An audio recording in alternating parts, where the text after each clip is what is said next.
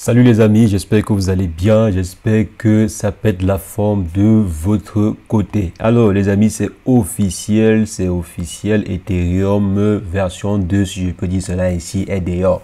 Donc le merge d'Ethereum a été effectué avec succès. Donc aujourd'hui, je pense que le matin, donc vers 9h, 10h, le merge a été effectué avec succès. Donc, on a eu en fait le retour via le tweet de Vitalik, donc l'un des fondateurs principaux du projet Ethereum. Donc, voici, je crois, c'était exactement vers, disons vers 8h, 9h, donc entre 8h et 9h de mon côté, bien sûr. Donc, ce dernier a tweeté, we finalize the project. Donc, ils ont terminé le merge, comme vous voyez à ce niveau. Donc, tous les différents points du merge ont été effectués avec succès. Donc, il y a eu plusieurs messages, il y a eu plusieurs retours et ce que beaucoup de personnes attendaient, parce que je sais qu'il y a beaucoup de personnes, beaucoup d'investisseurs en fait, attendaient que ceci soit une réussite. C'est vrai qu'il y avait également certains détracteurs du projet Ethereum qui espéraient en fait que tout ceci se passe plutôt mal. Mais malheureusement pour eux, tout s'est bien passé et le merge s'est correctement effectué. Donc, il y a eu plusieurs messages positifs, plusieurs développeurs qui ont effectué la capture d'écran des différents tests, comme par exemple ici, on voit les différents tests en question du nouveau protocole et tout. Donc, c'est super intéressant. Et c'est également super de voir que la blockchain la plus utilisée, parce que oui, Ethereum est la blockchain la plus utilisée actuellement dans l'écosystème des crypto-monnaies. Donc, si là maintenant on veut vraiment voir quelle est la blockchain qui a le plus d'impact, c'est Ethereum. Aujourd'hui, s'il y a 20 000 crypto-monnaies ou bien s'il y a 20 000 tokens, je pense que Ethereum à lui seul possède, ou bien il y en a au minimum 2 tiers qui sont développés sur la blockchain d'Ethereum. Donc, si la blockchain d'Ethereum fait ce merge-ci pour passer du proof of work au proof of stake, et que cela se passe très bien, ça veut dire que l'impact sera en fait général dans l'écosystème des crypto-monnaies. Et cela également va se faire ressentir sur plusieurs projets. Donc, comme on voit ici également, l'un des points les plus importants, je reviens ici au niveau du prix. Donc, ici, en fait, c'était l'un des points les plus, comment on dit cela? On avait en fait peur. On avait peur que le merge ne se passe pas bien, que les investisseurs aient un peu peur, que les investisseurs, qui ne se sentent pas à l'aise en fait avec le merge en question, ou bien en fait qu'ils aient des doutes avec le merge en question. Donc je vais actualiser la page pour qu'on puisse voir vraiment le prix actuel, donc le prix en temps réel. Donc là c'est sur 5 jours pour que vous voyez un peu. Dans le 14, je crois c'était le 13, 14, ici en fait c'est la dégringolade générale. C'est pas dû au merge de façon spécifique, mais là vraiment c'est la dégringolade générale. Je crois si on vient ici et qu'on regarde le prix du Bitcoin court, je pense que c'était le jour en question. Donc, si je viens là, il y a 5 jours, vous voyez en fait, la chute ci en fait, elle est générale sur tous les projets. C'est pas une particularité au projet Ethereum. Donc, comme vous voyez en fait, cette chute ci, ce n'est pas une particularité au projet Ethereum. Tous les projets ou bien la plupart des projets ont subi cette correction ci le 13 septembre dernier. Donc, il y a environ 2 jours.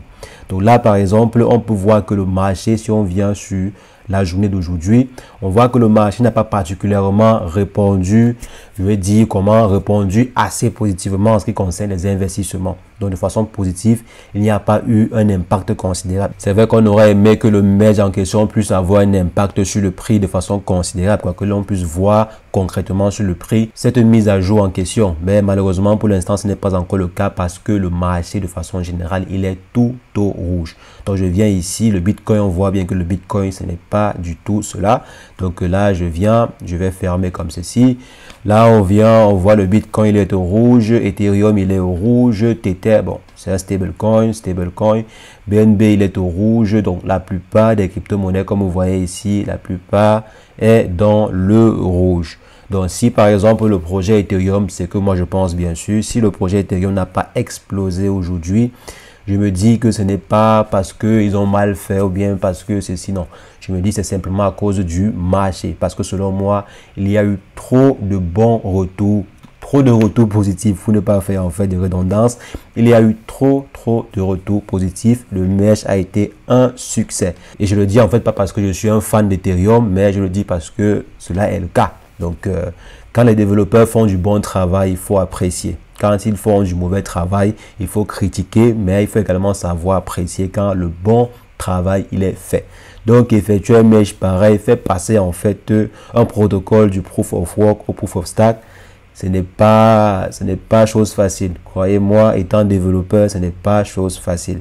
Il s'agit vraiment de modifier beaucoup de sous-protocoles, de sous-couches en fait. Donc, ce n'est pas chose évidente. Donc, c'est pas chose évidente. Et comme ils l'ont fait, ils l'ont réussi. Si on vient par exemple ici, en fait, les différents problèmes, l'article du Monde ici a répertorié en fait quelques problèmes assez intéressants sur l'ancienne version. Donc, l'ancienne version en fait avait des soucis, comme on connaît si bien, il y avait des soucis au niveau environnemental. Et c'est vrai quand même que d'après le tweet que j'ai vu ici de Vitalik, le changement environnemental ne serait pas aussi intense. J'ai cru avoir vu que le changement sera aux alentours de 0,2%. Donc, juste pour voir si je me retrouve rapidement. Donc, il y a eu un tweet en fait. Le tweet en question, le voici. Le mesh va en fait réduire la consommation électrique. Ah, ok, donc j'avais mal lu en fait. Donc, comme on voit ici, il dit le mesh va réduire la consommation électrique mondiale de 0,2%. Donc là, c'est 0,2% de façon à l'échelle mondiale. Worldwide Electricity Consumption. Donc là, c'est 0,2%. C'est énorme. À l'échelle mondiale, c'est énorme. Donc, à l'échelle mondiale, je n'imagine même pas à l'échelle de l'écosystème. Donc, là, à l'échelle mondiale, c'est énorme, 0,2%. Donc, juste un seul projet réussit à réduire, donc pas le fait de ce mesh, s'il réussit à réduire la consommation électrique mondiale de 0,2%, c'est énormissime. Et ça veut en fait dire que le projet en question avec un impact considérable dans la consommation électrique, 0,2% pour juste Ethereum, je n'imagine même pas le Bitcoin. J'imagine que le Bitcoin, ça part de consommation et tous les autres projets également qui sont toujours sur du Proof of Work ont également leur consommation. Donc, c'est énorme, c'est énorme. Je ne savais pas que la consommation était aussi élevée. Donc 0,2% à l'échelle mondiale, c'est énormissime. Donc venir en fait régler cela, c'est super, c'est super. J'avais en fait mal lu, je n'avais pas lu le terme worldwide. Donc là déjà, je pense qu'avec ce point positif-ci, il y a beaucoup d'écologistes qui vont mettre en avant le projet en question. Je crois avoir vu l'article. Donc si je viens ici, je viens là. Je crois ici, donc là en fait c'est des journaux italiens, parce que également je suis des journaux italiens. Comme vous voyez à ce niveau, on dit le compte en fait, le compte Twitter apparemment d'un écologiste, le compte Twitter du ministère de la Transition écologique a été piraté. Donc il y a 4, comme vous voyez à ce niveau, on dit le compte Twitter du ministère de l'écologie et de la transition écologique en fait a été piraté. Si on vient là, on va voir un peu comment cela a été fait. Donc là, je dis OK. Donc comme vous voyez à ce niveau, et c'est vrai quand même que j'ai remarqué qu'il y a eu beaucoup d'arnaques. Il y a vraiment eu beaucoup d'arnaques autour de ce lancement-ci. Donc comme vous voyez ici, on dit voici à quoi ressemble en fait le piratage en question. Donc comme vous voyez à ce niveau, qu'est-ce qu'ils font? Ils piratent en fait le compte et ensuite ils s'en vont retweeter des spams. Il s'en va par exemple dire qu'il y a 5000 Ethereum disponibles pour les premiers qui vont cliquer sur ce lien. Donc il y a beaucoup de personnes qui s'en vont cliquer sur le lien en question, ils se font scammer. Et ce qui est puissant ici, c'est quoi? C'est qu'ils vont en fait utiliser un compte qui a le nom de Vitalik et qui a également la certification. Moi-même, j'ai failli tomber dans le panneau tout à l'heure. Donc en fait, j'ai vu un compte qui avait plus ou moins 1000 abonnés, je sais même pas, 7000 abonnés, pardon. Je sais même pas comment est-ce que tu te fais pour pouvoir certifier des comptes de juste 7000 abonnés. Donc, le compte en question était certifié. Donc, le compte avait la certification. Le compte avait environ plus ou moins 7000 abonnés. C'est ce qui m'a également étonné.